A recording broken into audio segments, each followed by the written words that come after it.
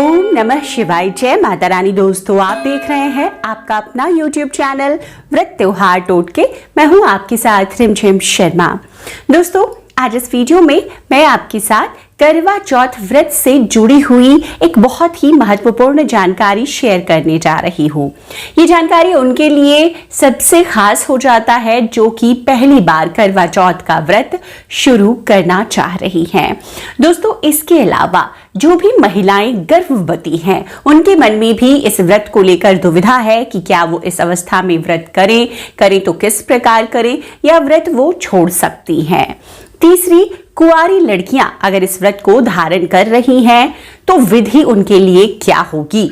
ये 3 सवाल बहुत महत्वपूर्ण हैं और बहुत सवाल आ रहे हैं इन विषयों पर। तो ये सभी सवालों के जवाब इस वीडियो के जरिए मैं आप तक पहुंचाने की कोशिश करती हूं। उम्मीद करती हूं आपको पसंद आएगा।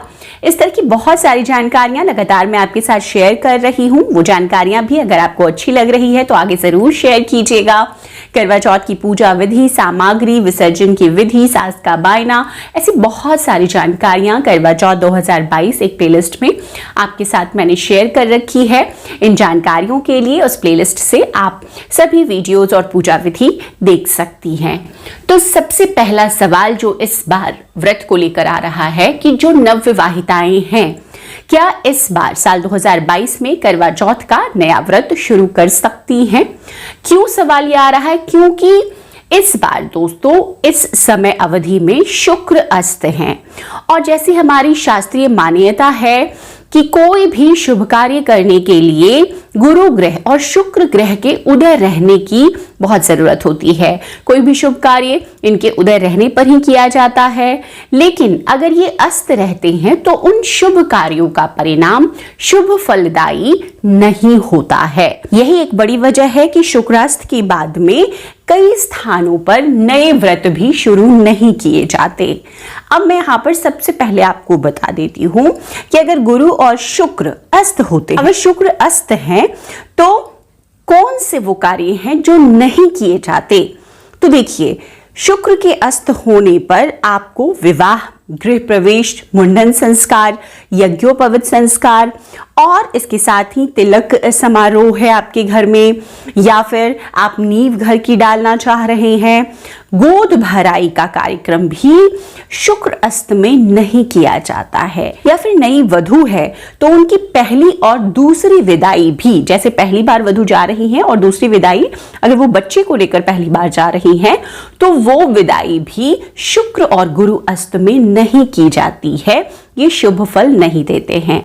देखिए, गुरु और शुक्र जब उदय होते हैं तो खास तौर पर जो पारिवारिक जीवन होता है, जो गृहस्थ जीवन होता है, उसके लिए देखना जरूरी होता है। इसलिए विवाह जैसे कार्यक्रम जो होते हैं वो शुक्र अस्त होने पर नहीं होते हैं। अब करवा चौथ का जो व्रत है दोस्तों, देखिए शास्त्रों में ऐसा कहीं नहीं लिखा है कि शुक्र अस्त होने पर व्रत ना धारण करें, लेकिन उस तरीके से जोड़कर कुछ ज्योतिष देखते हैं इस बात को कि अगर शुक्र अस्त है तो करवा चौथ का व्रत हम अपने पति के लिए कर रहे हैं, अपने खुशहाल परिवार के लिए, अच्छे गृहस्थ जीवन की कामना के साथ करते हैं, पति की लंबी दीर्घायु के लिए कर रहे हैं, तो ये पति पत्नी के संबंध को मजबूत बनाने के लिए इस व्रत को हम करते हैं, तो उस पर भी इसका असर होगा। तो ये जो ज्योतिष मान रहे हैं वो इस बात को मना करते हैं कि आपको शुक्र अस्त में करवा चौथ जैसे व्रत नहीं धारण करने चाहिए। अब जैसा कि दूसरी बात मैंने बताया कि ऐसा कहीं लिखा नहीं है कि कोई भी व्रत आपको नहीं धारण करना चाहिए।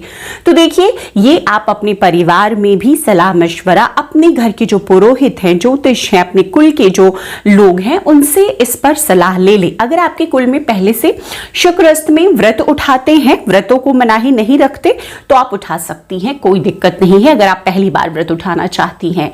लेकिन अगर शुक्र अस्त माना जाता है, आप नवविवाहिता हैं, पहली बार व्रत उठाना चाहती हैं, तो मन में किसी भी प्रकार का कुछ भी अगर अशुभ होता है जीवन में तो संशय रहता है कि मैंने ये गलती की थी इसलिए शायद इस प्रकार से हुआ। तो आप व्रत ना उठाएं।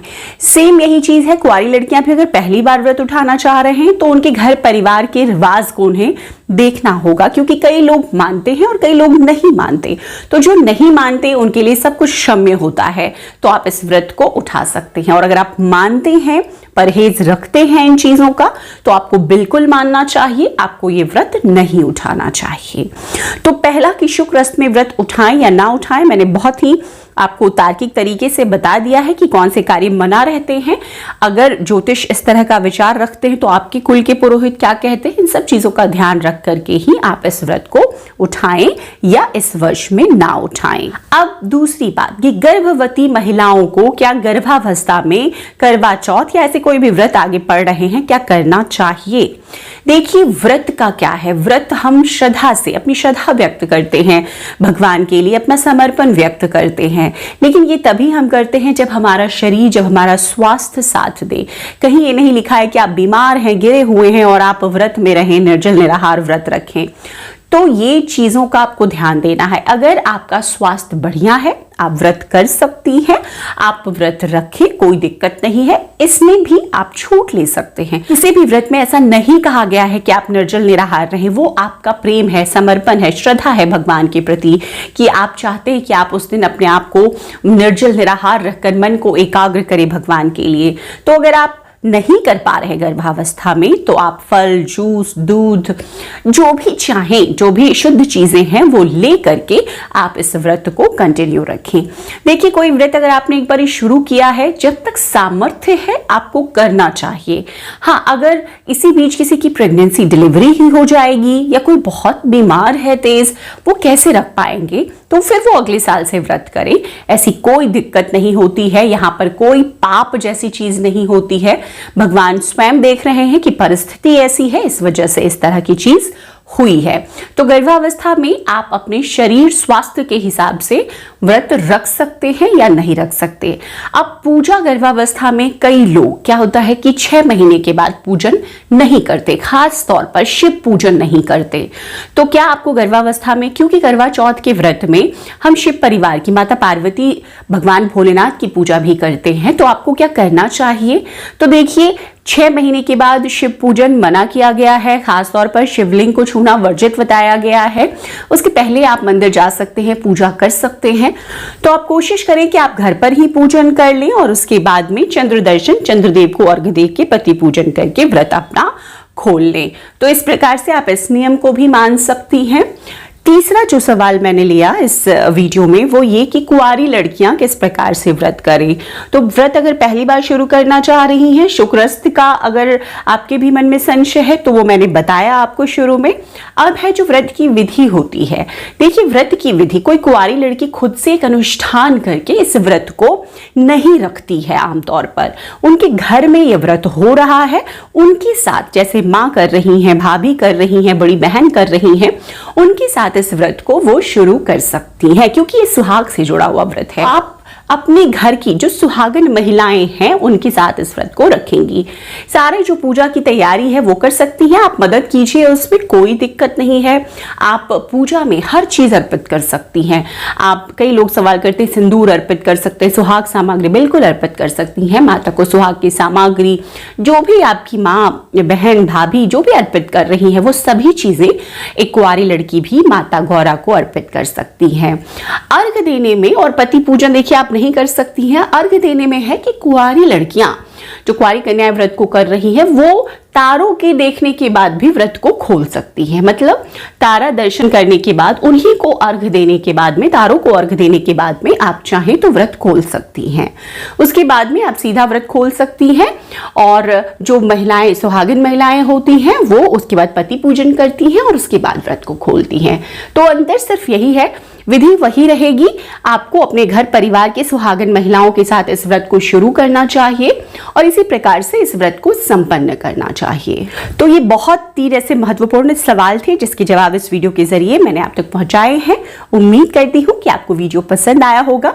वीडियो पसंद आए तो लाइक कीजिएगा, आगे अपने दोस्त, परिवार, मित्रजनों तक जरूर शेयर कीजिए। चैनल पर नए आए हैं तो इसी तरह की जानकारियों के लिए चैनल को सब्सक्राइब करना ना भूलें। नोटिफिकेशन के लिए बेल बटन प्रेस करके रखें ताकि जब भी मैं कोई वीडियो शेयर करूं वो सबसे पहले आपको प्राप्त हो सके। वीडियो देखने के लिए बहुत बहुत शुक्रिया। जय माता रानी, हर हर महादेव।